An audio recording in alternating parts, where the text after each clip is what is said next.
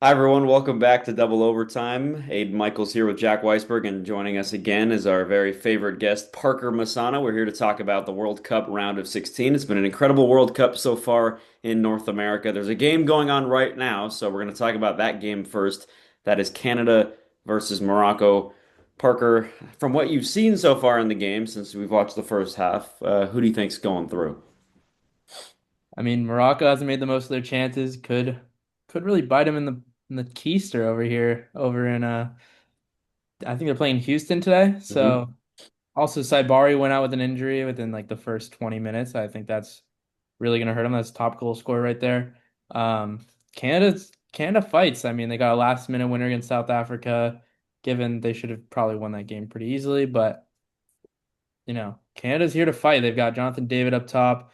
Maybe we'll see Davies off the bench too later on. Um, I don't know if just Hakimi's enough to do it for Morocco in the attacking sense, but we'll see. I still have Morocco going through. I think Canada's the weaker team, but we'll see. I've got Morocco going through as well. I haven't been impressed with Canada. I think the best they had actually looked was in that opening game against Bosnia, that 1-1 draw. They looked okay. I mean, they were the better team against South Africa, but they obviously left it to the very end to get the winner. Um, they haven't looked too great, in my opinion. I think Morocco's looked pretty good. Obviously, they're the clear favorite. They had that good opening match against Brazil with the 1-1 draw. They looked pretty good then in that round of 32 game against the Netherlands. Obviously, again, left it to the very end, going all the way to penalties, scoring that last minute equalizer. But I thought they were the better team throughout the whole thing. We've seen in this World Cup, we're going to talk about it a lot, how these little teams are really impressing us and not sometimes completing the upset, but getting very close. So I think it's anybody's game, obviously. But to me, it's Morocco. I think they're going to beat Canada. They're going to score in like the 64th minute. It's probably going to be during this video that it's going to happen, but we'll see. Jack, I know you're not the biggest soccer guy, but of course it's the World Cup, so you're following quite a bit. What do you think for Canada and Morocco? Well, I can tell you, I've been impressed with Canada so far this tournament. I think that, they play with some heart, some intensity. Um, but obviously Morocco is one of my favorite teams in the tournament. They've proven they're a hard out for the last several years. So I think that they'll be organized defensively, they'll do their part, and I'll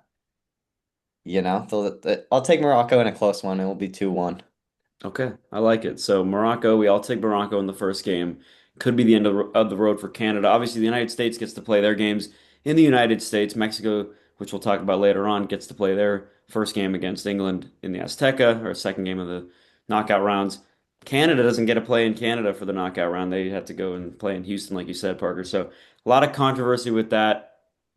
I don't think it's that big of a deal, but home field advantage proves to be pretty important in this tournament. We'll go to the next game, Brazil versus Norway. This is the one I'm very excited about. I think Erling Haaland has been carrying Norway. I believe he's got, was it 5 goals in the tournament? And Messi's got seven, I think now, and Mbappe's got six. Um, Haaland just needs to have a great game. If he doesn't have a good game, Norway have no chance. He's their guy. He's their guy that needs to carry them to the victory. Brazil, on the other hand, they were the worst of the two, I would say, in their matchup against Japan. I think Japan were a better team in that game. And then, of course, another late winner. I think it was 96 minutes when Martinelli scored the winner. But they were definitely a step behind against Japan for a lot of the game, a big part of the game. So it's going to be, I would say, 60-40 in this game. I'm going to go and take Brazil on this one. I don't know what you think, Parker. You were kind of smirking at me, but let's see. I mean, Norway definitely can do it. I mean, we've seen this legendary battle of Holland against Gabriel in the Prem. See it twice a year at least. I think that's a big matchup that Norway have to exploit. Like they gotta get Holland going. They gotta just keep feeding him. I mean, Holland will beat him eventually. We've seen it time and time again. He also hasn't looked. Gabriel hasn't looked the best at this tournament. Um, Neither has that midfield for Brazil with Casemiro. They've looked really slow. Like kind of can dribble circles around him. Maybe Odegaard can try that killer through ball that he's so good at and get Holland in behind. So I think there's definitely room here for an upset in Norway. But that being said, Brazil have probably the best wingers in the tournament aside from France. Vinny will just absolutely have his way with whichever side he wants to play on. I mean, I think okay, that's crazy look right there, Aiden. Sorry. But I mean, I'm not the craziest Vinny fan, but he's been unbelievable this tournament. Um, I just think the Norway fullbacks are gonna have a real handful, even if they double team them, and I just don't think the defense from Norway can hold up. And So Jack, yeah. you said you've been playing a lot FIFA with Brazil, and they've been impressing you on the video game. Have they been impressing you on the field? Well, no, not recently, you know. Wish they were able to put teams away a lot earlier than they've been able to do so, but they've defended well, they've taken their opportunities. So for me, it's a matter of just Brazil playing 50% of their potential, and if they can do that, Norway should not be a challenge. They should be able to advance. All right, it looks like we're all on the same page for the first two games. Now, the other game on the 4th of July later tonight, Paraguay versus France. We know Paraguay obviously produced, I would say, the biggest upset in the round of 32 this year. Number 10, Germany versus number 41 at the time, Paraguay. They've since moved up to 34 since that upset. Um, didn't look great in that game against Germany. They looked fine. I mean, for, Paraguay, obviously not so impressive in the group stage. They looked pretty good, I guess, compared to that against Germany. But in itself, they got away with one there, a goal from Germany in extra time ruled out because of a foul on the goalkeeper, and then you get to penalty kicks. They almost choked it at the end. They had two chances to win it, and they couldn't do it. They left it for the third chance, and they were able to go through one of the best moments in their country's history as far as football goes. But again, didn't look great in the group stage. They were killed by the United States, obviously, in the opening game. They had a 1-0 win against Turkey, which is not the most impressive team, and obviously a 0-0 draw against Australia. They were outpossessed 65-35 against the US, 78-22 against Turkey, 56-44 against Australia, and then 76-24 against Germany. But they only lost one game, and that was against the United States. So you never know what can happen. But then you get France on the other side, who I think are the second best team in this tournament. It doesn't seem anyone can stop Mbappe or Dembele at the moment. They had the big 3-1 win against Senegal, an easy win against Iraq, pretty dominant win against Norway, and then obviously the 3-0 win against Sweden, outscoring their opponents 13-2. I'm not sure anyone's really beating France on that side of the bracket. Because are they're on the right side of the bracket, right? Not same as Spain. They'd face Spain in the It semifinals. would be okay. They're on the same. Okay, so I think they're the second best team then in the bracket because I think Spain is better. But at the moment, I don't think Oh. France is going to be losing to very many teams, and they might as well beat Spain. But for now, I think Paraguay's Cinderella story has to come to an end, and I think France is going to have their way, like you say, Parker, with Paraguay. Yeah. I almost I agree with you. I think France is going to advance, but I will say you cannot discredit this Paraguay team. I mean, in qualifying too, Mm. over in South America, they were not looking good at all. They were looking out of it, and they totally got revitalized by this new manager, and they've played this kind of lockdown kind of defense where they really kill the game. I mean, I think they drew or won against Brazil, Argentina, and Uruguay, like right before this World Cup, just to get here. So I think discrediting them and saying they look poor, I think that's kind of how they want to play. They want to play like this gritty, like defensive minded team, and then if you give them one chance, like we saw against Germany, they're gonna take it. You give them a little bit of momentum, and they're gonna take it, take a goal, and they're gonna ride that goal until as far as it'll take them. I mean, obviously, um, penalties is a crapshoot. Like Yeah. you can't always back yourself in penalties. It's not like their goalie's some prodigy, but he's a really great goalie. Don't get me wrong. He looks amazing and he's looked super sharp for them. Um, I think they almost underestimated the US in their first match. Mm. Being in the US opening match, it's a huge stage for us. And I mean, when you look at the second half, it's not like we really killed them in the second half. Like it wasn't anything that crazy. Like we had one goal, they had one goal. Like they really played their style of football in the second half. So that's what I'll say about it. I think they're obviously Germany was not the best. They did not make the most of their chances, but this France team is lethal. I think they can easily have their way. I think they could score like four or five. Yeah. But if France don't score, like they could score one with this how this Paraguay team plays, and I think it'll be really interesting to see if they can almost take them to pens or take them even further than that, just straight up win. So my pick is France. Well, I'm curious, P, like you talk about how Paraguay plays, and it's very similar to how other small South American teams play. You get outpossessed in every single game. They scrape by Germany. The question is, how far can that really take you? Can you scrape by all the teams and get to the final? Obviously, Paraguay, no one's talking about them going to the final. But when you beat a team like Germany, you start to ask the question, how far can this team really go? But when you're scraping by, it's like, at what point does the better team finally win? No, I know. I totally hear you. There's actually a team that this really makes me think of in just kind of Europe, and that's actually Arsenal. They just scrape by every team. They play, who is it, fucking Burnley. They play Burnley, they win 1-0, and you're sitting there like, well, that was really fucking boring. But they Yeah. got their goal and they're really good defensively. I mean, that's just kind of how the game's kind of being made. Like, if Arsenal won the Prem doing that, like they never looked great. They never dropped like 5 goals except for maybe like Leeds this year. I don't know. But Paraguay just really remind me of them. Like, not really anything that special. They have a creative guy in Enciso. Yeah. And they have Diego Gomez too, who's pretty good. He plays for Brighton. And they got Alderete, who's a big body. He plays for Sunderland. They've got a couple great players who can really change the game, and I think that's all you really need, especially like when you're as well coached as this Paraguay team. Jack? Yeah, I think Parker said it really well. I think you can't give Paraguay a chance or just have them in the game at all, really. Because if that's the case going down, anything can happen. But again, I'm with you guys. I think France has too much quality of depth and just speed on the wings. So if they create the chances that they normally do, which I expect them to, I think France will wear them down over time. 2-0 win. So far, boys, we've got the same predictions for the first few games. We head now to one where perhaps we might be a little bit more split. I'm not sure. Mexico versus England. Now, Parker, I'll ask you about Mexico because they're going to be playing this game at the famous Azteca Stadium in Mexico City. In its 56-year history, they've lost twice.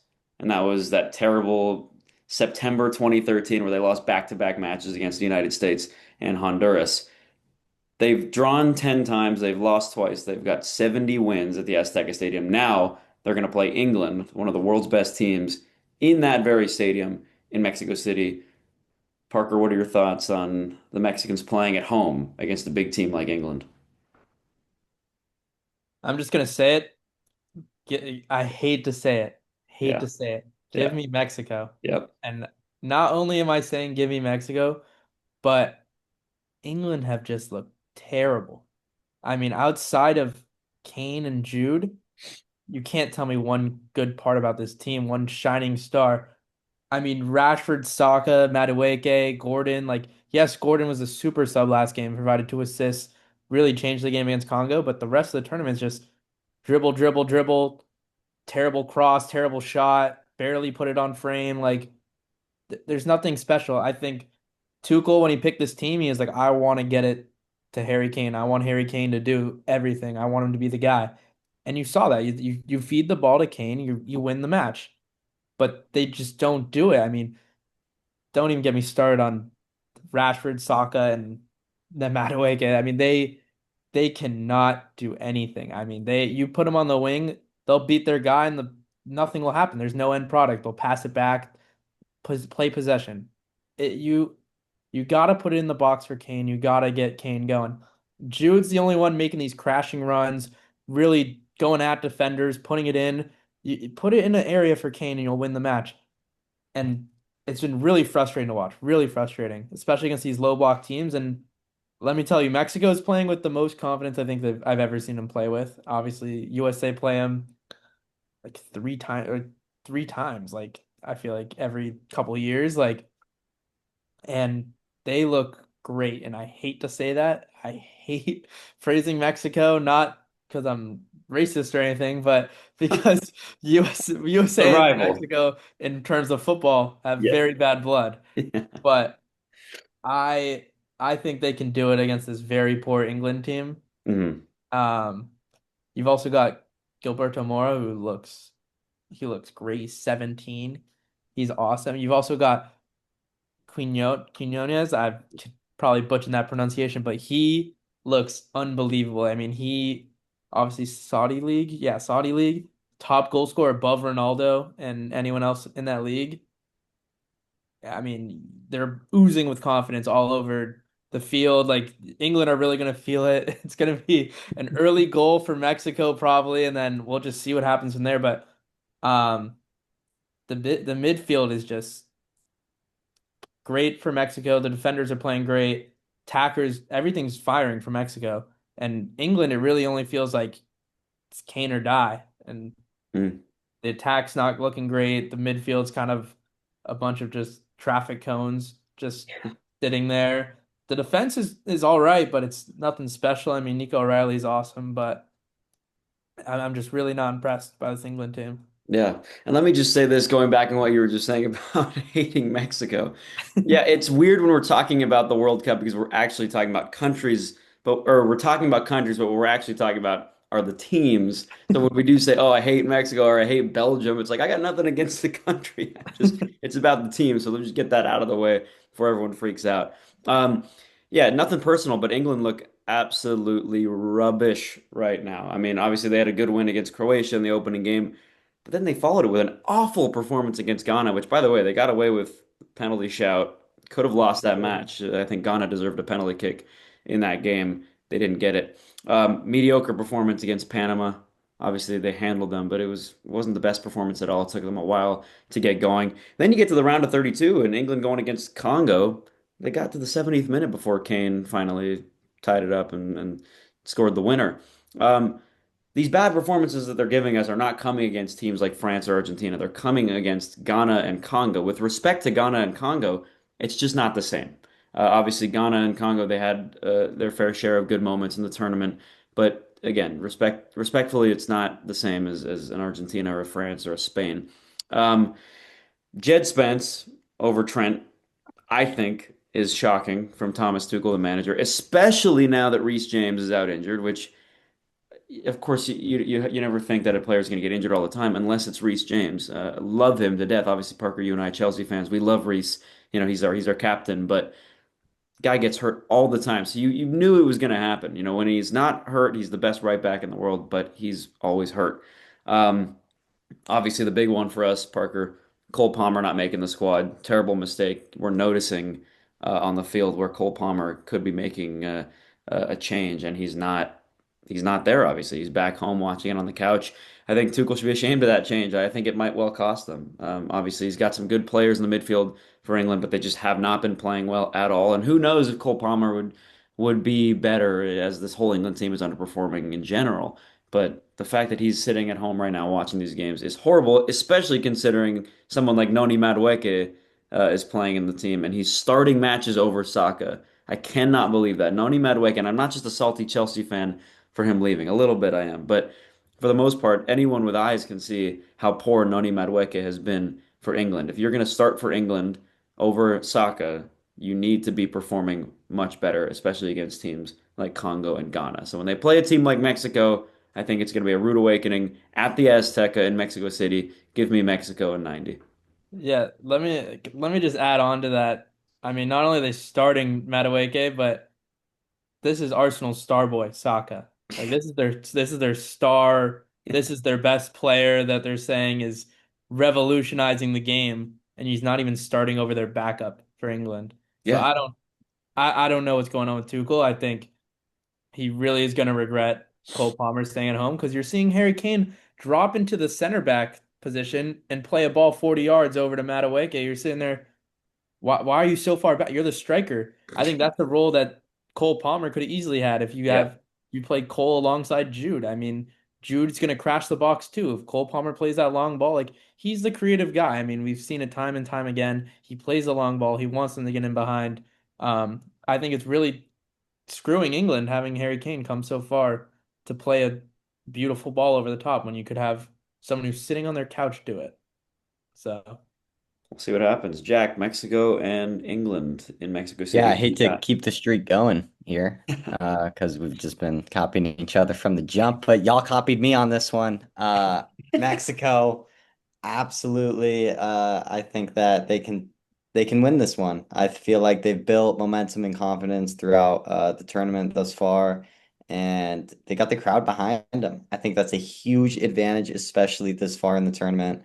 Um, and I think that they find a way to do it. I don't think it's going to be pretty. I think maybe 2-1, maybe pens, maybe extra time. I think definitely extra time.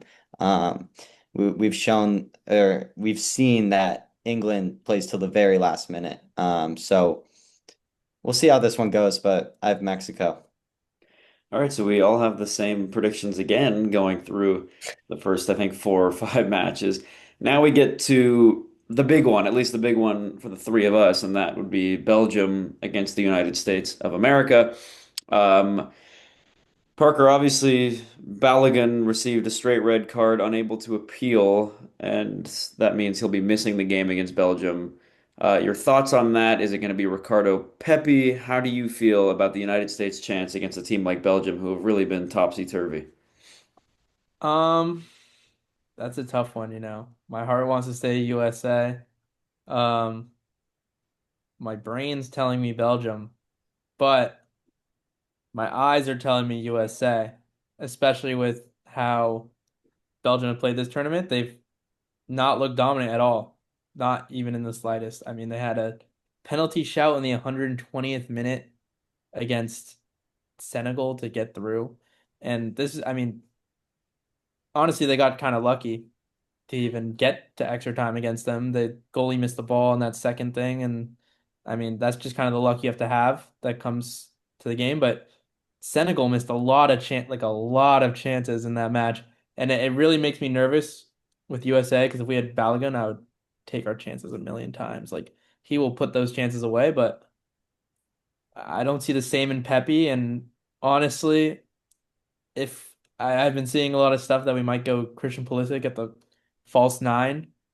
I wouldn't be against it, but what's his health? Like, how fit is he? Is he going to Right. be able to go a full 90? Because then, if we have to take Pulisic off, like that's our guy. Like we're done. So I do think we could win it. I like our midfield against their midfield. I like the matchups. Adams, Tillman, McKennie. Like I think we got it. But Belgium just got so much quality, but. I'm gonna go USA. In the United States, I think Seattle 12th man is literally gonna be Monday Night Football. I think we got it. I mean, and I think you went to a Seattle game earlier. You were Hmm. telling me how loud that was. Oh, yeah. I hope we have the same type of response for US. Yeah, I bet we will. I mean, like you were saying, it was, I think, at least quite a disappointing look for Belgium in the first few games. And as you mentioned, penalty shot in the 120th minute against Senegal. They were that close. They were down 2-0 in the 85th minute to Senegal, and they were packing their bags ready to go home. They scored two late goals, and then obviously getting that third goal in extra time from the penalty spot. So I fancied the United States' chances against Belgium or Senegal. I thought that they would have a little bit of an easier time against Senegal. Obviously, that was before the red card for Balogun, so it's unfortunate that he won't be able to play because he's been incredible. He's got what more knockout round goals than, or I guess well, he had more than Ronaldo. Then Ronaldo just scored, but at one point in time he did. Um, listen, Belgium, they're not who they used to be. They can still play. They're still a good team. They've got good players. They've got great players even. But Belgium's always been that team. Remember in their golden generation, they were ranked number one in the world for quite a bit of the time, but they never really won much. They're a good team. They've got good players, but look at the United States, a much younger team. I wouldn't say this is the golden generation for the United States, but it is the best the United States has looked in quite some time, and it could be the best U.S. team. They've got the potential to say they're the best U.S. team ever in a World Cup, barring, 1930 when they finished third place. That doesn't really, in my book, that's too far gone. But like I said, no Balogun. It's unfortunate. USA can't appeal. Whether it's going to be Pepe starting or, like you said, Pulisic in the false nine, we don't know. But listen, the United States has looked absolutely incredible in all three matches when they've had the full strength lineup. Obviously, playing that B team in that loss against Turkey, it still didn't look too bad. Of course, lost in the very last minute. Um, but I think as far as confidence goes going into this game, obviously they're going to be a little upset that their star striker's not playing. But before that win against Bosnia last week, it was 5 years since the last time the United States beat a European team. 10 straight losses and 13 straight games without a win against a European team. So now that they've lifted that off their backs, they've beaten Bosnia. They played very well against Bosnia. Incredibly, when they were down to 10 men, they still held on. I think the United States is going to beat Belgium. I don't know if that's hope or if that's, an analytical decision from me, but I think the U.S. looks good enough to beat this Belgium team. Yeah, for me, it's hope. I know it's hope. I feel like, Belgium's got a ton of experience, and just as you guys said, individual quality of players. But watching USA this tournament, they're playing with some juice, some energy, intensity, and there's a belief. I think it definitely has to do with being in the US and having the fan support for all these games. So I think that the US can, force Belgium into some mistakes and find a way through into the next round. Yeah, listen, if the United States plays their game, they can beat almost any team in the world, I think.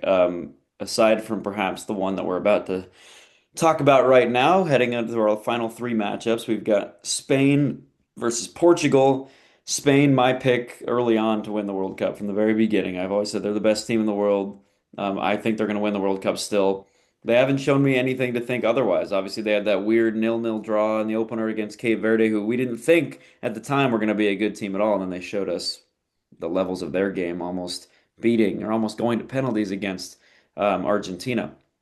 Um, Spain haven't conceded a single goal in this tournament. Obviously, the nil-nil draw followed by a 4-0 victory against Saudi Arabia, 1-0 against Uruguay, and then dominant 3-0 win in Los Angeles against Austria in the round of 32. It's hard to imagine a team beating Spain other than maybe France at the moment. But obviously, the World Cup has been full of surprises. So Portugal, you never know. They could pull out the magic. Obviously, it's going to be Cristiano Ronaldo's it's his final World Cup, so it could be his final World Cup match in his career. It could be his final game for Portugal in his career. Um, but for me, I mean, I could see Portugal snapping that streak of Spain's clean sheets and scoring a goal, but I find it hard to believe that Portugal is going to get by Spain, and I think Spain are going to move on to the quarterfinals. P, what do you think? I love your confidence, honestly, in Spain. But what I'll say is, who've they played? You're telling me this Austria team has a really great attack. Telling me Saudi Arabia has an amazing attack. Uruguay. None of these teams really have attacking football. Like there's not they're not proven yet at the World Cup. I feel like they've had a cakewalk almost. Obviously this side of the bracket I think is the most competitive. So I think this is going to be the real test right here. And if they can get through this, obviously I'm going to back them against anyone. But Lamine Yamal, he's about to be a matchup against Nuno Mendes, probably the best left back in the world at the moment. And let me tell you, I, I'm really gonna trust this Portugal team. I think they're gonna beat Spain, and I think it's really gonna be telling. Both these teams, I think, have been underperforming the whole tournament. I think they both have so much talent, and they have not looked near, like maybe just a fraction of themselves. Both had impressive wins over what, Saudi Arabia and Uzbekistan. Hmm. If you want to tell me that Saudi Arabia is a class team because they beat Argentina in the first game last year, by all means, I'll let you say it's Spain's better. Um, but I mean Portugal is just as good. They've got a amazing midfield, Vitinha, João Neves, and Bruno Fernandes. I think that's amazing. That's probably the best midfield in the tournament. I don't think they've played well together by even a short margin. They've been really poor to watch. I think they're capable of so much more. If Portugal bench Ronaldo, I think they'll have a real chance at winning this thing. Um, but last year, Nations League final, Spain, Portugal, Portugal pulled it out. Ronaldo scored. It did not look like it was that difficult for Portugal just 1 year ago in a major final. I mean, not major. I mean, you can consider it a major Fair. Nations League, Yeah. but a final's a final. You had Spain matched up against Portugal head to head for a trophy, and Portugal gave him belt. So if you if you watch that game and you want to watch this game and think Spain's miles above Portugal, it's really not that far. The gap is not that far. Not only is the gap not that far, I think Portugal is a better team, better midfield, better defense, better goalie. I would go as far as to say. Um, Attack up to your interpretation, but Come on. I would back Portugal to beat Spain in this World Cup. Okay, before we get to you, Jack, I want to ask a couple things. You're saying, all right, well, they beat Saudi Arabia, and oh, you could say Saudi Arabia is a good team because they beat Argentina. I'm not going all the way back to 2022, but I will go back to 2024 and speak about. Oh my God, a bug just landed on my computer. Holy. Okay, you go back to 2024, European champions. I mean, who are the European champions right now? It's Spain, and would you argue that UEFA is probably the best confederation in world football? I mean, I certainly would say so, and I think it's similar to the UEFA Champions League. When you win the Champions League, UEFA Champions League, I think that does crown you as the world's best team. Someone's like, oh, what about the AFC Champions League? It's like, I'm not having that. You know what I mean? If you win the UEFA Champions League, you're the best team in the world. If you win the Euros, I think you're the best national team in the world. So they've shown that they can beat the big teams. Obviously, they had a pretty good performance against England. I know it was a couple years ago at this point. Very similar team though, and a lot of those players have gotten better. Dare I say, Cucurella is one of those guys that has gotten much better. I mean, look at the game he had. He had what? I don't know if he had two assists or he definitely had an assist. He had the secondary assist. I know it's not really a stat in football, but he had a big role in all three of those goals against Austria. Um, the second thing, you said it yourself. I mean, Spain is underperforming. Yet they haven't conceded a single goal. And I know it's like, okay, well, look at the competition. Austria's a good team. Austria's a decent team. Saudi Arabia, sure, not so great. Cape Verde, we know a pretty good team at this point. And again, I know Spain hasn't played the most competitive teams, but they've done what they needed to do. They haven't conceded a single goal. It'd be different if they beat Saudi Arabia 2-1 and they lost to Cape Verde, they drew against Uruguay. No, they haven't conceded a single goal. There's not really much the defense can do. You said that Portugal's had a better defense. They might do. But Spain have not conceded a single goal in this tournament. I don't see anything that puts Portugal above Spain. I'm not impressed at all. I was not impressed with their game against Croatia at all. I'm not going to say that Croatia was robbed in the last second goal, but They were perhaps they wrong. were. They were. Okay, good. I'm not impressed with Portugal at all. I think I agree with you, Parker, as far as saying that they are also underperforming. Um, but to me, it's Spain. I think Spain are going to show Portugal levels, and then I think perhaps the people that are doubting Spain, which they have many doubters, I think the people that are doubting Spain will finally come to their senses and agree that Spain is the best team in this tournament. I mean, real quick, sorry to keep going, Jack. I know